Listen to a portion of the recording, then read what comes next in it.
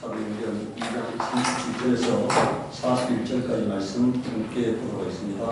저희가 이 말을 듣고 마음에 들려 베드로와 다른 사도들에게 물어 가로되 형제들아 우리가 어찌하고 하거늘 베드로가 가로되 저희가 회개하여 각각 예수 그리스도의 이름으로 침례를 받고 죄 사함을 얻으라. 그리하면 성령을 선물로 받으리니 이 약속은 너희와 너희 자녀와 모든 먼 사람 곧 우리 주 하나님이 얼마든지 부르시는 자들에게 하신 것이라 하고 또 여러 말로 걱정하며 권하여 가되 너희가 이 폐역한 세대에서 구원을 받으라 하니 그 말을 받는 사람들은 침례를 받으며 이날의 제자의 수가 3,000이나 더하더라.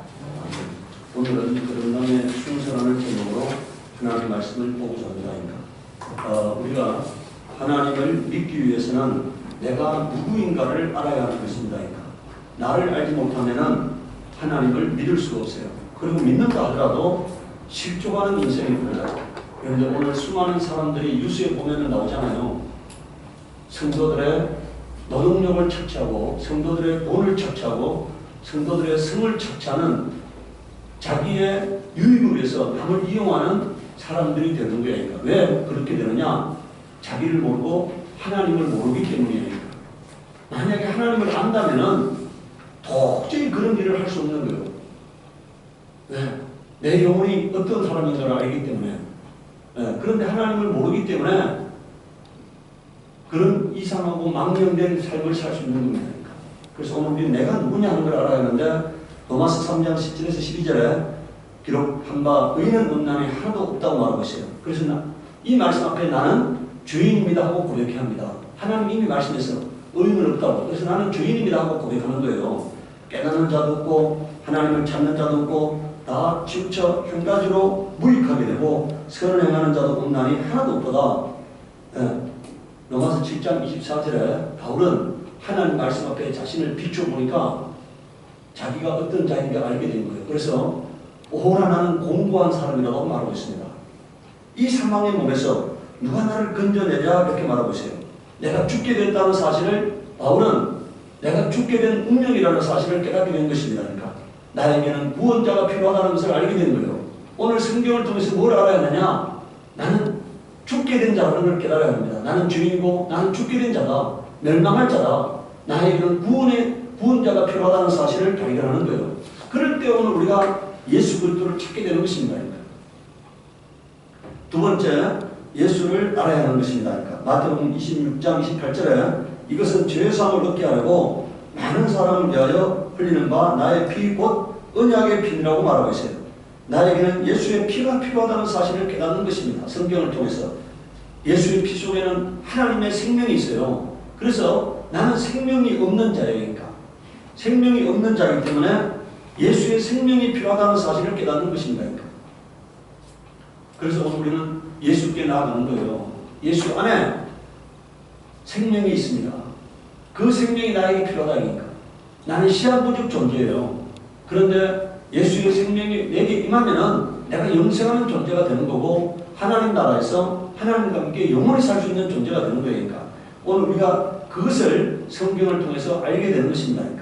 오늘 여러분들 궁극적으로 우리가 무슨 돌을 닦아가지고 신령한 자가 되려고 하는 것이 아니라 우리 안에 없는 것, 예수의 생명이 들어와야 하기 때문이니까. 우리에게는 영생이라는 것이 없기 때문에, 우리에게는 의가 없기 때문에 우리 속에 생명이 들어와야 하는 겁니다. 로마서 8장 1절에서 4절에 그러므로 이제 그리스도 예수 안에 있는 자에게는 결코 정죄함이 없나니 이는 그리스도 안에 있는 생명의 성령의 법이 죄와 사망의 법에서 너를 해방했습니다. 이 여러분들 아까 제가 뭐랬습니까? 우리 안에 사망이 있어요. 그런데 예수의 생명이 들어오면 뭐가 물러갑니까? 사망이 물러가는 거잖아요. 여러분들 우리 안에 사망, 죄의 삭선 사망이라고 로마서 6장 23절에 말하고 있어요. 죄의 열매는 사망이다 그러니까. 그래서 죄를 지었기 때문에 우리에게 사망이 맺는데 예수의 생명이 들어오면 사망은 물러가는 거잖아요. 그러니까.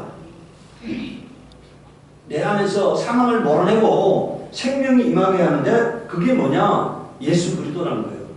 예수가 우리 안에 임하면은 성경이 말했잖아요. 로마서 5장에 10절을 이하에 말씀하고 있습니다. 아들이 있는 자에게는 생명이 있고 아들이 없는 자에게는 생명이 없다고 말하고 있잖아요. 그러니까 오늘 우리가 예수를 믿는다는 것은 예수를 내 안에 모시는 거예요. 내 안에 예수가 내 안에 오셨다는 것은 내 안에 예수의 생명이 도는 거예요. 영생이 도는 겁니다. 그러니까 궁극적으로 죄가 뭐냐? 생명이 없는 것을 죄라고 하는 거예요. 예수가 없는 것을 죄라고 하는 거예요. 그러니까 여러분들 간만죄, 도둑질한 죄 이거는 그 궁극적인 죄가 아니에요. 예수가 없는 게 죄다. 그러니까 생명이 없는 게 죄다. 그러니까 오늘 우리가 죽정이가 뭡니까? 하나님이 심판날에 알곡과 죽정이를 구분한다고 말하고 있어요. 죽정이는 생명이 없는 거잖아요. 알곡은 생명이 있는 거잖아요. 그러니까 하나님의 관점이 뭐냐? 생명이 있느냐 없느냐는 거예요. 다시 말하면 예수가 있느냐 없느냐는 거예요. 예수가 있으면 생명이 있는 거고 예수가 없으면 생명이 없는 거다. 생명이 없는 것을 하나님은 죄라고 말하는 거예요. 자, 로마서 8장 3절에 율법이 육신으로 말면 연약할 수 없는 것을 하나님은 하시나니 죄를 내어 자기 아들을 죄 있는 육신의 모양으로 보내어 육신의 죄를 정하다 이 말은요, 정하사라는 말은 육신에 있는 죄를 심판하셨다는 얘기니까. 여기서 정하다는 말은 심판이라는 뜻입니다. 육신을 쫓지 않고 그 영을 쫓아 행하는 우리에게 율법의 요구를 이루어지게 하려 하심이라. 로마서 5장 8절에서 10절에는 우리가 아직 죄인 되었을 때 그리스도께서 우리를 위하여 죽으심으로 하나님께서 우리에 대한 자기의 사랑을 확증하셨느라고 말하고 있어요. 우리를 위해서 죽으셨다. 우리의 죄값을 예수님이 대신 치르기 위해서 죽으셨다는 거잖아요. 우리의 죄값을 대신 지불하기 위해서 예수님이 죽으셨다. 이겁니다. 그래서 오늘 우리가 예수님이 내가 예수의 피를 영접한다는 것은 예수의 죽음을 내가 영접하는 거예요. 그 예수의 죽음이 나의 죄 때문에 죽었다는 거잖아요. 그걸 인정하는 거니까. 그럴 때 내 죄는 사함받은 거잖아요. 이미 예수님께서 내 죄값을 대신 지불하셨기 때문에. 그래서 9절에 보면 그러면 이제 우리가 그 피를 인하여 의롭다 하심을 얻었다. 그러니까. 왜? 예수의 피는 뭐라고요? 내 죄값을 지불한 증표입니다. 예수의 피는 내 죄값을 예수님이 대신 지불했다는 증표예요. 그러니까.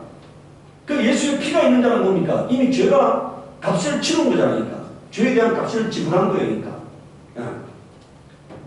그래서 우리가 이제 하나님 안에서 구원을 얻게 되는 겁니다. 하나님과 화목하게 되는 거예요. 내가 내 죄를 해결받았기 때문에 하나님과 화목하게 되는 거예요. 10절에 보면 우리가 원수 되었을 때 그 아들의 죽으심으로 말미암아 하나님으로 더불어 화목하게 되었은즉 이렇게 말하고 있잖아요. 예수님이 내 죄값을 지불했기 때문에 내가 하나님과 화목하게 될 수 있는 것입니다. 그러니까. 요한일서 5장 20절에 또 아는 것은 하나님의 아들이 이를 우리에게 지각을 주사 우리로 참된 자를 알게 하신 것과 여러분들 지금 예수님께서 우리가 이제 예수를 믿게 되면은 성령이 오십니다. 성령이 오시면 하시는 게 뭡니까? 하나님의 것들을 알게 하는 거예요. 영원한 것들을 알게 하는 겁니까? 참된 것을 알게 하는 거예요. 거짓과 진리를 구별할 능력을 주시는 거니까. 네. 그래서 오늘 우리가 참과 거짓을 구별하게 되잖아요. 참과 거짓을 뭐가 엉터리인지 알잖아요. 뭐가 잘못된 것인지 알잖아요. 또한 우리가 참된 자 곧 그의 아들 예수 그리스도 안에 있는 것이니 우리가 어디 있다고 말합니까? 진리의 성령이 오면은 우리가 예수 안에 있는 것을 알게 된다는 거예요. 예수 안에 있을 때만이 우리가 가치 있는 존재가 되고 인생의 목적을 찾은 자가 되는 거예요. 예수 밖에 있는 것들은 하나님이 보시기에는 아무런 가치 없는 것들입니다. 하나님이 나중에 여러분들 수억 명을 멸하실 때 하나님이 조금도 아까워하지 않고 조금도 양심의 가치를 받지 않고 조금도 불쌍히 여기지 않을 겁니다. 왜? 가치가 없기 때문에. 생명이 없는 것들이기 때문에 가치 없는 것들이에요. 하나님은 그런 것들을 흙덩이로 인정하는 거예요. 그러니까. 돌덩이로 인정하는 거예요. 그러니까. 예수가 있을 때만이 가치 있는 존재가 되는 겁니다. 그러니까. 인간의 가치는 여러분들 우리가 예수의 형상이잖아요. 그럼 예수가 없으면 뭐냐? 껍데기니까 예수가 없으면은. 예수가 있으면은 우리가 성경이 뭐라고 말합니까? 우리가 질그릇인데 그 안에 부활을 담고 있다고 말하고 있잖아요. 부활은 예수 그리스도이니까. 질그릇은 가치 있는 존재가 아니니까. 그 안에 부활을 담겨야만 가치 있는 존재가 되는 거잖아요. 예수 그리스도가 부활인데 우리가 예수를 담고 있을 때만 가치 있는 존재가 된다. 그러니까. 세 번째요. 회개하는 겁니다. 고린도후서 7장 10절에 하나님의 뜻대로는 근심은 후회할 것이 없는 구원에 이르게 하는 뭐라고 되어 있습니까? 회개가 뭐냐? 구원에 이르게 하는 거다니까. 회개가 구원에 이르게 하는 거다니까. 네. 누가복음 24장 47절에는 그의 이름으로 죄의 사함을 얻게 하는 얘기라고 말하고 있어요. 자, 회개가 뭐냐? 죄의 사함 받는 비결이다 이니까. 나의 죄를 고백하고 하나님 잘못했다고 용서를 구할 때 우리가 죄의 사함 받는다는 것입니다. 새로운 이번이 두번 나오네요. 사도행전 3장 19절에 그러므로 너희가 회개하고 돌이켜 너희 죄 없이 함을 받으라. 이같이 하면 뭐라고 되어 있습니까? 유쾌하게 되는 날이 주 앞으로부터 이럴 것이 이렇게 말하고 있어요. 오늘 고난이 왜 우리 삶 가운데 왜 고난이 오느냐? 하나님과 우리 사이가 막혀있을 때 고난이 오는 거예요. 내가 하나님과 내 사이에 막혀있는 죄의 문제를 해결받으면 유쾌하게 되는 날, 형통하게 되는 날이 임하게 되는 것입니다. 제가 안타까운 것은요, 많은 사람들을 우리 하나님께서 우리 예수나라 교회로 부르셨어요. 하나님이 이유가 있기 때문에 부르셨어요. 근데 그 부름을 인간의 부름으로 생각한 거예요, 사람들이. 하나님의 부름으로 생각한 게 아니고 뭐라고요? 인간의 부름으로 생각한 거예요. 하나님이 뭔가 그 사람을 치료할 것이 있기 때문에 하나님 여기다 부르신 거예요. 그러니까. 그럼 오래 참고 기다리면은 때가 되면 하나님이 뭐라고요? 높이실 거다 이게니까. 나를 치료하시고 나를 높이시고 나를 보배롭고 존귀한 자로 만들어 주실 텐데 그 인내하는 마음이 없는 거예요. 그냥 자기가 주인이 돼서 자기 멋대로 판단하고 자기 멋대로 행동하는 거예요. 그러니까. 나는요, 우리 박노 집사님이 며칠 전에 구청에서 장애자 판정을 받아오래 했대. 장애자를 인지를 안 한다 했대. 그래서 장애자 정말에 찍어갈 장애자 다시 그걸 받아오래 했다는 거예요. 그러니까. 네, 그걸 보면서요, 우리 박노 집사님이 그 장애자 판정이 나올까 걱정이 됩니다. 만약에 그 안가라에 검사해가지고 장애자 판정이 나오면은 그래도 조금만 좀 더 물질적인 도움을 받을 텐데 내가 요새 우리 박노 집사님이 사고하는 구조를 보면은 전혀 제가 우리 박노 집사님을 처음 만났을 때는 정말 돌발적인 사람이었잖아요. 돌발적인 사람. 그런데 요새 우리 박노 집사님 보면 인격적으로나 말하는 거나 행동하는 것이나 참으로 하나님의 위대하심을 볼 수밖에 없어요. 볼 수밖에 없어요. 네, 한 사람 한 사람 우리 성도들을 보면서요. 오늘 동욱이가 오늘 박용 집사가 동욱이 안 나왔는데 내가 우리 동욱이가 박용 집사가 동욱이가 군에 갈 때가 되었을 때 저한테 그런 적이 있어요. 좀 군에 안 가게 해달라고 기도해달라고 그랬어요. 군에 갔다 와야 한다고. 근데 얼마나 그 말이 어쩌면 섭섭하게 들렸겠습니까? 근데 저는 하나님께서 동욱이를 현전하게 회복시키고 현전하게 하나님이 멋있는 하나님의 아들로 세울 것에 대한 절대 확신이 있는 거예요. 그러니까. 근데 요새 동욱이가 이렇게 오랫동안 이렇게 지나가면서 회사에 취직을 하고 이렇게 하는 걸 볼 때마다요, 제가 하나님 앞에 정말 하나님의 위대하심을 노래할 수밖에 없으니 여러분 동욱이가 어린 시절에 어떠한 사람이었는가에 대해서는 제가 여러분들한테 말할 수가 없어요. 근데 그 방송주자가 항상 아픔의 대상이었어. 근데 하나님이 놀랍게 그를 회복시키잖아요. 그러니까. 오늘 여러분들이 생각하시기 바랍니다. 내 안에 있는 아픔은 그 아픔을 통해서 하나님이 나를 성숙시키고 나를 통해 뭔가 이룰 계획이 있기 때문에 나를 변화시키는 도구라고 받아들이시기 바라요. 저는 우리 성도들이 우리 교회 왔을 때 이 사람은 이런 얘기하고 저 사람 저런 얘기할 때 제가 항상 가장 기준이 있습니다. 가장 약한 자 편에 선다. 그게 제 기준이에요. 가장 약한 자 편에 선다. 왜? 강한 자, 탁월한 자, 능한 자들은 우리 교회에 안 있어도 된다 그러니까. 그 사람은 다른 교회 가서도 살 수 있는데 가장 약한 자는 여기서 양육받아야만이 하나님으로부터 회복의 은혜를 누릴 수 있다고 생각하기 때문이니까. 그걸 위해서 하나님 나를 목회자로 세우셨다고 나는 그걸 인정하는 거예요.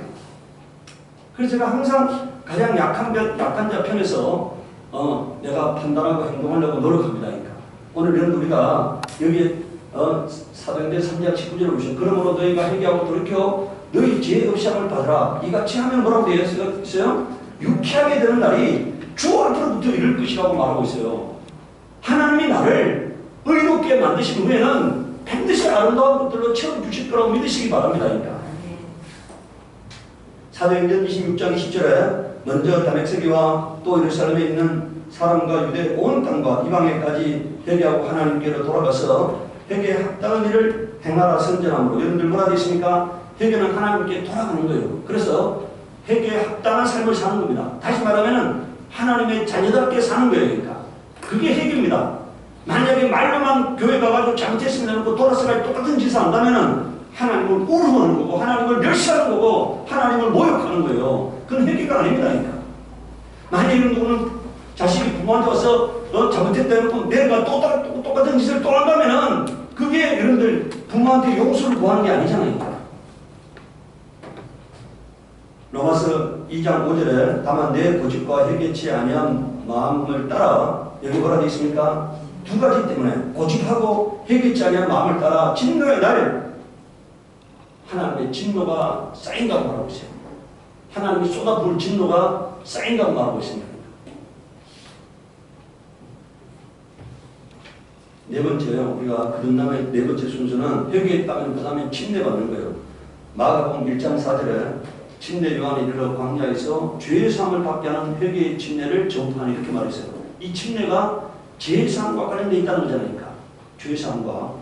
로마서 6장 3절에서 5절에는요. 무릇 예수와 합하여 침례를 받는 우리는 그의 죽으심과 합하여 침례받는 줄을 알지 못하느냐. 그러니까 침례는 뭐냐? 우리 옛자, 옛사람을 장사 지내는 거예요. 그래서 제가 세르라는 용어를 사용하면 안 된다 했잖아요. 그러니까 세르는 씻는다는 뜻인데 침례는 씻는다는 뜻이 아니다. 그러니까 장사 지낸다는 뜻입니다. 그러니까 내 옛사람을 장사 지내고 물속에서 나올 때는 내 거듭난 새사람이 예수 그리스도의 생명에 연합되어서 영원히 산다는 믿음의 고백이에요. 그러니까 물속에 들어갈 때는 예수님과 함께 죽고 물속에서 나올 때는 예수의 부활의 생명에 연합되어서 영원히 산다는 믿음의 고백으로 받는 게 뭐라고요? 그게 침례다. 그러니까 침례는 뭐냐? 믿음의 고백이야. 내 옛사람은 죽었다는 믿음의 고백, 내 새사람은 예수 그리스도 안에서 살았다고 하는 믿음의 고백이 바로 침례인 것이다. 세례가 어떻게 이것을 말할 수가 있겠습니까? 세례라는 용어 속에는 이 의미가 담겨있지 못해요. 예수님의 죽음과 예수님의 부활에 연합한다는 의식이 세례 속에는 담겨있지 못하다. 여러분들 오늘 보십시오. 4절에 그러므로 우리가 그의 죽으심과 합하여 침례를 받음으로 그와 함께 뭐라고 되어 있습니까? 장사되었나니 이렇게 말했어요. 이렇게 한 이유는 아버지의 영광으로 말미암아 그리스도를 죽은 자 가운데 살신 것 같이 우리도 또한 새 생명 가운데서 행하게 하려 함이니라. 만일 우리가 그의 죽으심을 본받아 연합한 자가 되었다면 또한 그의 부활을 본받아 뭐라고 되어 있습니까? 연합한 자가 되리라 이렇게 말하고 있어요. 물속에 들어갈 때는 죽음의 연합이고 물속에서 나올 때는 부활의 연합입니다. 이런 믿음의 고백으로 받는 게 뭐라고요? 침례다 이런 얘기입니다.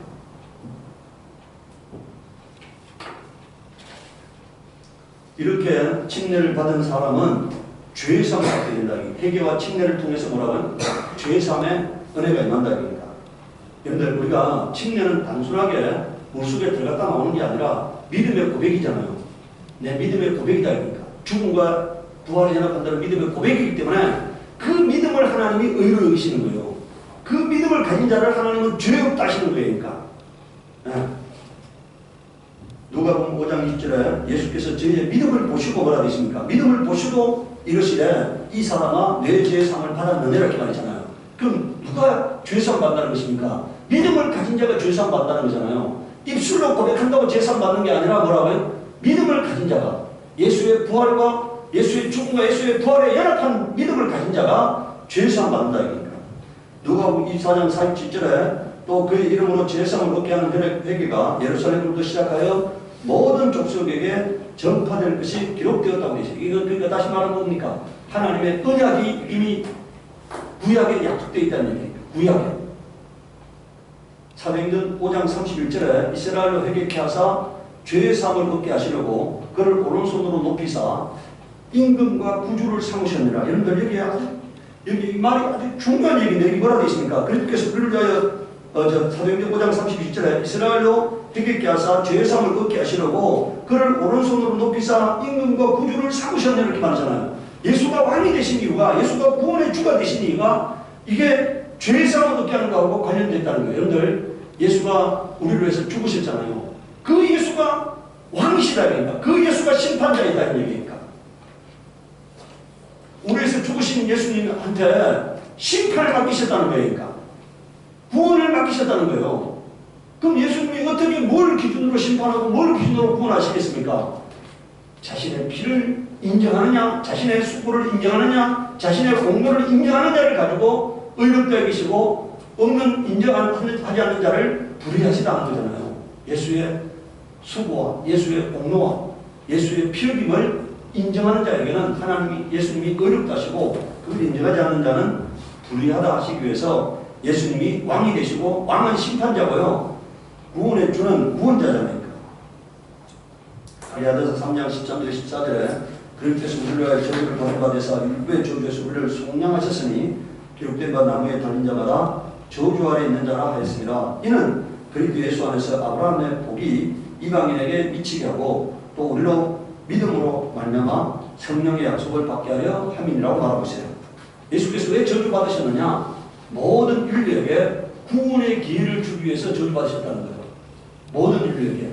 여기서 이방인이라는 말은 이스라엘 죄한 모든 사람들을 말하잖아요. 이스라엘에게만 구원을 주려고 하는 게 아니라 모든 인류에게 구원을 주기 하기 위해서 아브라함에게 약속한 모든 복이 모든 민족에게 누구에게나 미치게 하려고 이렇게 하셨다는 거예요. 저주 받으셨다는 겁니다. 여섯 번째는 성령으로 거듭납니다. 죄상 받은 자에게 성령이 오신다 얘기입니다. 사도행전 2장 38절에 베드로가 가로되 너희가 행하여 각각 예수 그리스도의 이름으로 침례를 받고 죄상을 받으라. 그리하면 성령을 선물을 받으니까 성령은 누구한테 오는 겁니까? 죄상 받은 자에게 오는 거잖아요. 성령은 의로우신 하나님이시기 때문에 죄인 속에는 올 수 없어요. 죄상 받은 자에게 성령이 오신다 얘기입니다. 로마서 8장 9절 11절에 만일 너희 속에 하나님의 영이 거하시면 너희가 육체에 있지 아니하고 영에 있나니. 여기 쫙 보세요. 성령이 오시면은 우리가 육의 사람이 아니고 영의 사람이 된다는 겁니다. 그러니까. 다시 말하면 거듭나지 못한 사람은 육체가 주인이고 거듭난 사람은 영이 주인이 되는 삶을 살게 된다는 거니까. 여러분들 육의 소욕은 죄 짓는 거예요. 영의 소욕은 하나님을 참여하는 거예요. 그러니까. 그런데 영이 주인이 되면 하나님이 기뻐하는 삶을 살게 되고 육이 주인이 되면 하나님으로부터 진노받는 인생이 되는 거잖아요. 육에 속한 사람은 항상 죄의 정욕에 이끌려 사는 거예요. 그러니까. 10절에 그리스도께서 너희 안에 계시면 몸은 죄를 인하여 죽은 것이나 영은 그다 죽음은 없이 영은 의를 인하여 뭐라고 되어 있습니까? 예수가 내 안에 오시면은 그리스도께서 너희 안에 계시면 몸은 죄를 인하여 죽은 것이나 영은 의를 인하여 뭐라고 되어 있습니까? 산 것이다. 그러니까 영에 하나님의 생명이 임한다 이 얘기니까. 우리가 여러분들 로마서 요한복음 3장 5절에 보면은 육으로 나온 것은 육이요 성령으로 나온 것은 영이라고 말하고 있잖아요. 성령이 우리 영을 거듭나게 하셨다는 얘기예요. 에베소서 1장 13절 14절에 그 안에서 너희도 진리의 말씀 곧 너희의 구원의 복음을 듣고 그 안에서 또한 믿어 약속의 성령으로 인치심을 받았으니 이렇게 말했습니다. 진리의 말씀을 믿으면은 성령으로 인치받는다는 거예요. 일곱 번째는요, 우리가 이제 하나님의 자녀로 거듭났다면 하나님의 자녀로 살아가야 하는 것입니다. 에베소서 4장 13절에 우리가 다 하나님의 아들을 믿는 것과 아는 일에 하나가 되어 온전한 사람을 이루어 그리스도의 장성한 분량이 충만한 데까지 이르는 이렇게 말했습니다. 자, 이게 우리가 여러분들 신앙생활은 두 가지가 있어야 한다는 거잖아요. 하나는 뭐라고요? 믿는 것이고 하나는 뭐라고 되어 있습니까? 아는 것이다. 오늘 여러분들 알미 없는 믿음은요, 이거는 뭘로 빠지게 되느냐? 이단으로 빠지거나 아니면은 신비주의로 빠지게 돼 있어요. 아는 것이 없는 믿음은 이단으로 빠지거나 아니면 신비주의로 빠지게 돼 있습니다. 그렇게 보면 우리가 하나님 말씀을 배워야 하는 이유가 뭐라고요? 하나님의 뜻을 알아야 하는 이유가 우리가 신비주의로 빠지지 않게 한 거예요. 이단으로 빠지지 않게 한 거예요. 그러니까.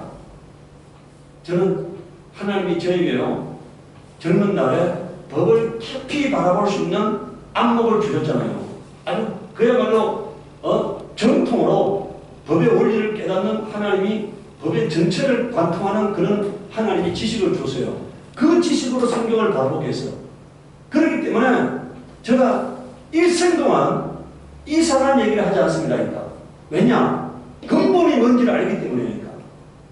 근본이 뭔지를 알기 때문에. 만약에 근데 제가 법을 깊이 공부하지 않았다고 하면은 여러분들 우리 법은 세상의 법이고 성경은 하나님의 법이잖아요. 그러니까 세상 법을 보는 그 시각으로 하나님의 법을 바라보게 한 거잖아요. 그러니까.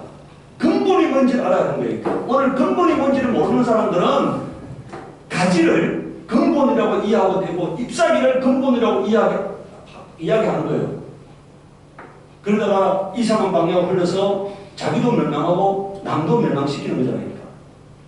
성경에서 근본은 예수 그리스도입니다. 예수 그리스도밖에 근본이 존재할 수 없어요. 사람들이 조롱합니다. 신천지가 저한테 교회 초기에 떼거지로 몰려와가지고 어떻게 하나님의 아들 예수가 물방울 타고 하늘에서 내려올 수 있느냐.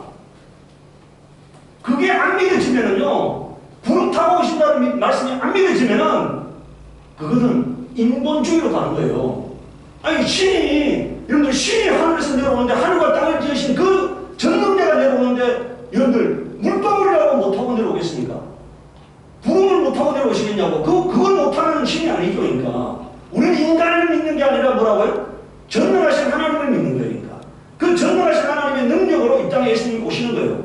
그러니까 하늘에서 구름 타고 내려오는 거는 그분한테는 아무것도 아니에요. 인간은 할 수 없는 일이지만 하나님의 아들한테는 아무것도 아니에요. 저는 만약에 전능하신 하나님이 아닌 분을 저는 하나님으로 믿지 않아요. 저 광활한 우주를 지으신 하나님은 모든 것을 할 수 있는 전능자로 믿는다. 그렇기 때문에 성경에 나오는 어떤 말씀도 의심이 되지 않아요. 왜? 그분은 전능자니까. 나는 전능자가 아니지만 그분은 전능자이기 때문에 전능자니까 모든 일을 할 수 있는 거예요. 뭐 처녀를 잉태하게 하는 게 그분한테 어렵겠습니까? 아니 사람을 만드시니까 처녀한테 잉태하게 하는 게 무슨 의미 되느냐. 아무 문제가 안 되죠. 그러니까. 사람은 할 수 없지만 하나님은 뭐라고요? 다 하실 수 있나니라고 되어 있잖아요. 성경에. 하실 수 있나니. 하나님은 전능자다. 그러니까 전능자로 안 믿어지기 때문에 뭡니까? 그런 말이 나오는 거잖아요. 하나님이 전능자로 안 믿어지니까 그런 이상한 얘기가 논리가 나오는 거예요. 오늘 우리는 예수 그리스도 안에, 여러분들 예수님께서 이 땅에 오셔서 죽은 자를 살리셨어요. 여러분들 나사로가요 병들었다는 얘기 들었습니다. 안 가셨어요. 또 죽었다는 얘기 들었어요. 안 갔어요. 살이 썩어서 냄새날 때까지 안 가셨습니다. 왜 안 가셨습니까? 예수님은 살이 썩은 냄새가 되는 죽은 자를 살릴 수 있다는 것을 보여주기 위해서 고의적으로 그렇게 하신 거잖아요. 까무러쳤다가 깨운 것이 아니고 오늘 죽었다가 육체가 안 썩은 자를 깨운 것이 아니라 완전히 죽어서 냄새나는 나사로를 살리신 것은 그분이 그런 일을 할 수 있다는 것을 보여주기 위한 거잖아요. 죽은 나사로를 살리시는 분께서 처녀의 몸에 잉태되게 하는 게 무슨 문제가 되느냐 이게. 아무 문제가 안 되는 거죠. 오늘 우리는요 이 우주의 어마어마한 광활한 우주를 빛의 속도로도 200억 년 이상 가야 하는 이 우주를 지으신 이가 우리가 믿는 하나님이라는 사실을 알아야 된다니까. 태양에서 우리까지 오는 데는 빛의 속도로 8분밖에 안 걸려요. 그런데 그 빛의 속도로 달렸을 때 200억 년 이상 가야 하는 거리를 광활한 우주, 과학자들이 말하는 그 우주의 크기도 200억 년 이상 된다고 말하는데 그 광활한 우주를 지으신 이가 전능자다. 그 전능자가 우리가 믿는 하나님이시다. 그 하나님을 믿기 때문에 오늘 우리는 하나님을 향한 믿음이, 아는 것이 없는 믿음은 미신이 되고, 아는 것이 없는 믿음은 이단이 되고, 아는 것이 없는 믿음은 신비주의가 되는 거예요. 그래서 오늘 우리는 예수 그리스도를 믿음에 있어서 아는 것이 전제가 돼요. 그래서 아는 자에게 요한복음 17장 3절에 뭐라 되어 있습니까? 영생은 하나님과 그 아들 예수 그리스도를 아는 것이라 했잖아요. 바로 아는 알매 영생이 있다. 베드로서 3장 18절에 오직 우리 주 곧 구주 예수 그리스도의 은혜와 그 다음 줄고 오세요. 저를 아는 지식에서 뭐라고요? 자라가라 이렇게 말했잖아요. 저를 아는 지식에서 자라가라 이렇게 말했습니다. 지식이 자라지 않으면은 여러분들 오늘 우리가 만약에 나이가 들었는데도 지식이 자라지 않으면 무식한 사람이 되는 거고 하나님을 알지 못하는 사람이 되는 겁니다. 로마서 8장 29절 30절에 하나님이 미리 아신 자들로 또한 그 아들의 형상을 본받게 하게. 이 말이 뭔 말입니까? 예수 그리스도의 수준에까지 자라가도록 하기 위하여 이런 얘기예요. 지식도 자라야 합니다. 성품도 자라야 합니다. 인격도 자라야 합니다. 말도 자라야 합니다. 능력도 자라야 해요. 예수님처럼 되어가야 한다 이거니까. 오늘 그게 우리의 신앙의 목표예요. 내가 예수님처럼 하나님을 아는 지식에서 자라가고 하나님을 사랑하는 성품에서 자라가고 사람을 사랑하는 하나님의 능력이 우리 속에 임하여야 한다는 거예요. 그게 오늘 우리의 신앙의 목표입니다. 예수 우리가 믿어서 이제 하나님의 자녀가 됐어요. 그럼 하나님의 자녀로 성숙이 되어 가야 하잖아요. 하나님이 우리에게 그걸 요구하신다니까. 30절에 미리 정하신 그들을 또한 부르시고 부르신 그들을 또한 의롭다 하시고 의롭다 하신 그들을 또한 뭐라고 되어 있습니까? 여기서요. 중요한 문제는 의롭다 하신 그들을 영화롭게 하신다는 이렇게 말했어요. 하나님이 우리를 바라볼 때 우리가 좀 믿음의 단계가 좀 자라가지고요. 의로운 사람이라고 하나님이 인정할 때 영화로운 삶의 문이 열리는 거예요. 그러니까 내가 하나님께 정말 귀한 자가 되고 싶다. 사람들로부터 인정을 받는 사람이 되고 싶다. 높임 받는 사람이 되고 싶다. 그러면은 의로운 사람이 되려고 하십시오. 내가 삶에 있어서 의로운 사람이 되면은 하나님은 반드시 나를 높여주게 돼 있어요. 갈라디아서 4장 19절에 나의 자녀들아 너희 속에 그리스도의 형상이 이루기까지 다시 너희를 위하여 해산의 수고를 하나니 이렇게 말했어요. 지금 우리가 우리 속에 뭐가 이루어져야 한다는 것입니까? 예수 그리스도의 형상이 이루어져야 한다는 거잖아요. 예수 그리스도를 닮아감이 있어야 한다는 거니까. 오늘 문제는 그리스도를 믿되 예수 그리스도를 닮아감이 없는 신앙생활 때문에 세상 사람들로부터 조롱받는 겁니다. 닮아감이 없잖아요. 오늘 우리의 신앙은 예수를 닮아가는 거예요. 우리가 거듭남의 마지막 단계는 뭐라고요? 예수님처럼 사랑하면서 예수님처럼 섬기면서 예수님처럼 겸손하면서 예수님처럼 온유하면서 사는 거예요. 오늘 시간에 기도할 때 하나님 내가 예수님처럼 사는 사람이 되게 하시옵소서. 기도하도록 하겠습니다.